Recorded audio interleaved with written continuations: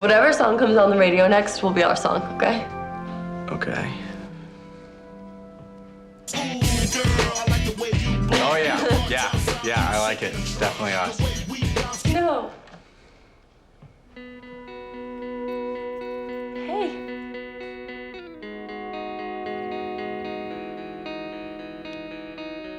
The indie rock lead-in soundtrack is absolutely a character on the O.C. A reasonable argument can be made that it's the most important character. That's a quote by Alan Sepinwall, writer of just about every book on TV ever written. With every plaintive melody, soaring harmony and beseeching lyric, these anthems enhance the experience of every scene in which they appeared, amplifying and commenting on the characters' emotions.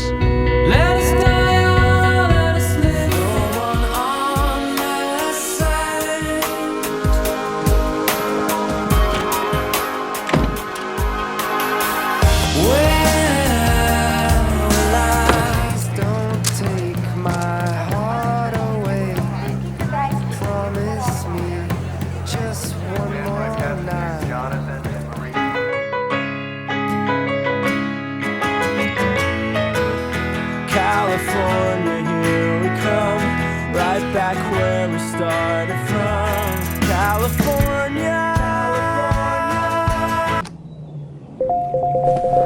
Copyright. Yeah, forgot about that. Let's just go with it. The O.C. was a landmark in many things. It was meta just when TV was discovering what meta was. Stakeouts are so much cooler in movies. Yeah, that's because it cut right to the part where the guy shows up. That's him, come on. See? The show notoriously brought to life Seth Cohen, the very first cool nerd. 2 Seth Cohen starter packs. We got Death Cab, we got Bright Eyes, we got The Shins, we got Cavalier and Clay, and we got Goonies. It's not just for kids, Ryan. It's not. I don't care what they tell you. It also introduced me to the concept of couples swinging way too early in life. But I guess that's for me and my therapist to discuss.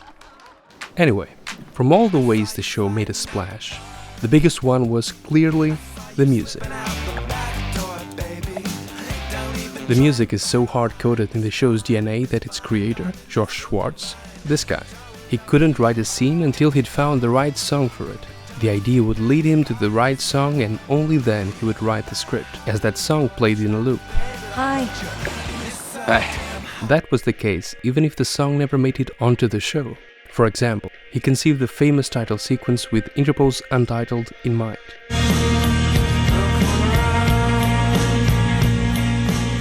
Yeah, Phantom Planet's California was clearly the better choice. Turn this music off. It's depressing me. The creator of the show had his finger on the pulse of popular culture.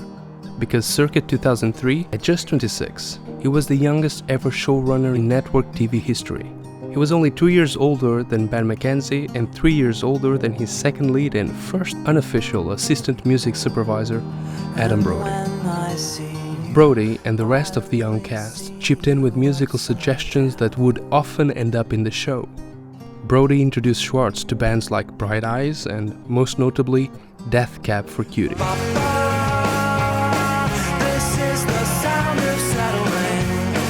Death Cab's a band, yes?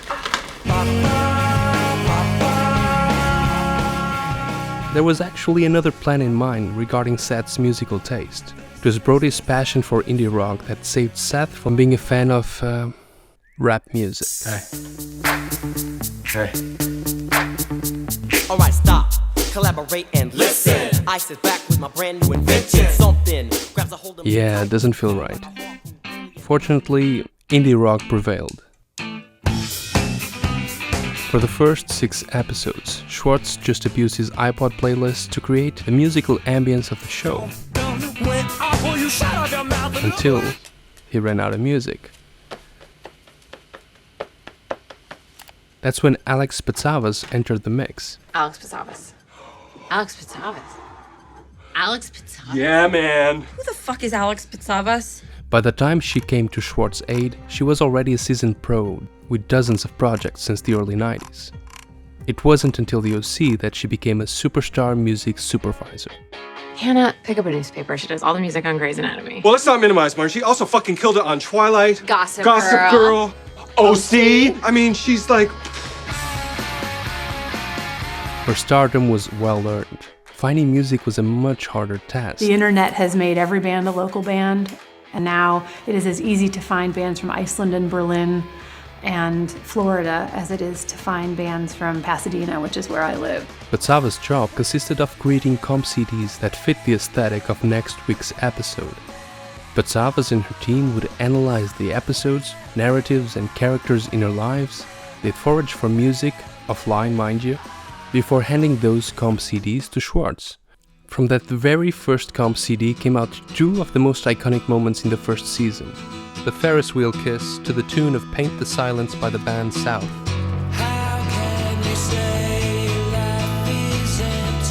A melancholic melody with the themes of emptiness and introspection that blend indie rock with electronic elements. The other was Dice by Finlay Quaye and William Orbit, when Ryan rushes to kiss Marissa on New Year's. Sepinwall points out that for Patsavas, it was a chance to practice music evangelism at a very high level. Most viewers of the O.C. had never listened to anything outside the top 40 charts, and here was Patsavas and co.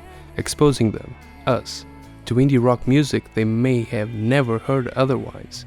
And so we just I tuned in like, oh, I want to see what this show's all about. Ben Gibbard, lead singer of Death Cab. And then they were referencing the band on the show. This is one of the first couple episodes. An hour. I'm like a rickshaw listening to this music. Hey, do not insult Death Cab. It's like one guitar and a whole lot of complaining. And we were kind of like, whoa, that's pretty crazy. But then it just kind of snowballed and, we almost became a character on the show. That's weird, because all of a sudden I have this strange urge to listen to Death Cab and read comic books. For real? No, I'm kidding. The band's here. It's all happening. Another band that got an early spotlight was Rooney. Which one's Rooney? They're all Rooney. Hey, man. They had released their debut album a year before the show aired, but sales were slow. Then, this happened. And Rooney will be awesome. Rooney is a really good band. And Rooney's not bad either. When the episode aired, sales went up by 200%. The success led every label, every publisher, every band to stick their own spotlight on the show, and the O.C. quickly moved to the top of everyone's marketing plans. The executive producers of the show got on quickly and had an idea. Eureka, Ryan. Can't believe it. Just said Eureka. That's okay. That's it. What's it? To create a fictional local rock club, a stage for all of these upcoming bands. That would cement the show's role in music promotion. You freaking Rika! Thus, the Bait Shop was born. And take a look at our new set, the Bait Shop. It gives us the opportunity to see a lot of new bands. As you see, it's a pretty good set. It's enormous. It actually looks like a real club. And it's worked out pretty well for us. The club's manager was book-smart director Olivia Wilde in her first major role. Touch me again. The club was a setting for many things that were happening to the characters, like a drug-related shooting, Who's the bitch now, huh? Seth's first job, and an earnest love confession. If I fall short, if I don't make the grade. However, it was foremost a stage for new and upcoming bands. Bands like the Walkmen, Rachel Yamagata, the Subways, the Thrills. Patsavas had easy access to every new band. They got demos and pre-releases before anyone else. That's how they stumbled into this unknown band and recorded them just as they were about to release their first album.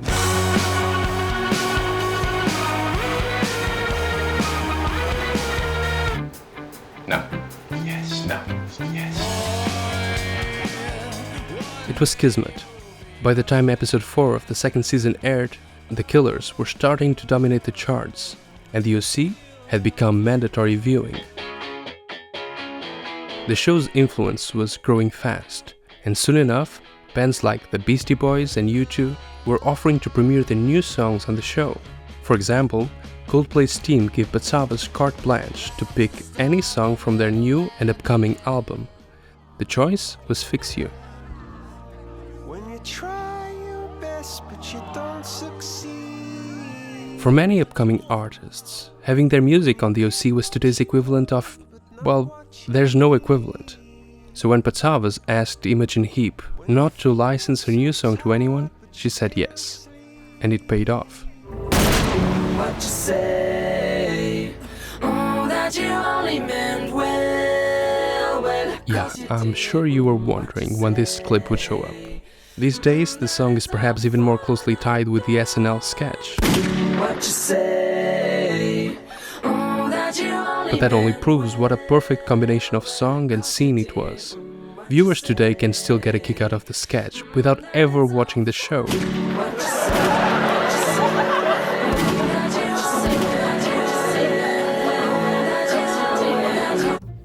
Iconic. I don't believe it, Ryan. Bright Eyes has 2 albums in the top 10. You okay with that? Yeah, I just feel like the rest of the world's finally caught up to me. It's a little bit scary. It wasn't all roses. First time I saw you guys, probably like some people here, you're on Seth Cohen's starter kit. Yeah, I do believe we were. The lead singer of Death Cab confesses that although the show was the reason he got to buy his first house, there was a considerable setback. I think at the time it wasn't that we were not appreciative of it, but I think we were a little bit put out that there was an assumption that was made from time to time that the only reason anybody cared about the band was if they were on TV, you know? Some bands had a hard time shaking off their O.C. ties. Other bands simply refused to be on the show. That was the case with Arcade Fire. See also Arctic Monkeys, who said, no, we don't want to be one of those O.C. bands. Yeah, no, it's cool. We don't need to discuss it. Okay, what we need to discuss is song covers. I backed my car into a cop car the other day.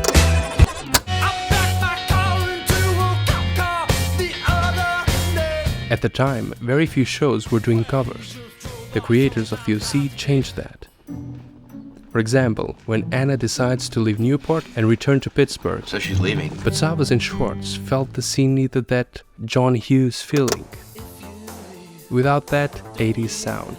That's what a cover's for. You take a song that's a little bit older, with bucket loads of nostalgia, and give it a modern take. So the song that you're hearing now suddenly becomes this. Please don't take my heart away. Promise me just one more night. That was just the beginning of it. Baby, I'm amazed the way you love. They gave the same treatment to Paul McCartney's Maybe I'm Amazed at the end of season 1, when Ryan leaves Marissa to go back to Chino to be with his old, now new pregnant girlfriend. Maybe I'm a girl, maybe I'm a lonely girl who's in the middle of something. I wish you didn't have to. But she doesn't really understand.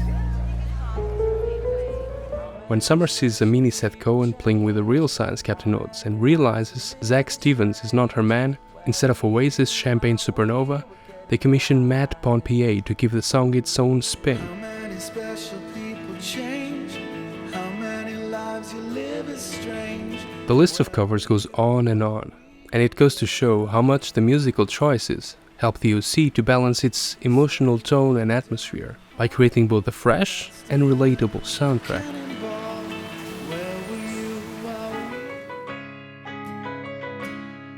The O.C. may not have single-handedly saved indie rock, but it certainly isn't right back where it started from. For us old millennials, which I assume you are if you're still here at minute 13, the show was a curated introduction to an entire musical culture that before then was completely out of reach. The musical taste equivalent of Plato leaving the cave or Neo finding out about the Matrix. And for that, Josh, Alex, all I have to say is you for season 3. Like, what the were you thinking? Every episode starts with the 4 of them in a booth? What is this, Teen Seinfeld? Oh my god, you're serious. And Ryan wants to be a fisherman now? A fisherman? What's this Johnny guy doing? Discount Oliver much? We had a perfectly good thing going. We had to up. Assholes.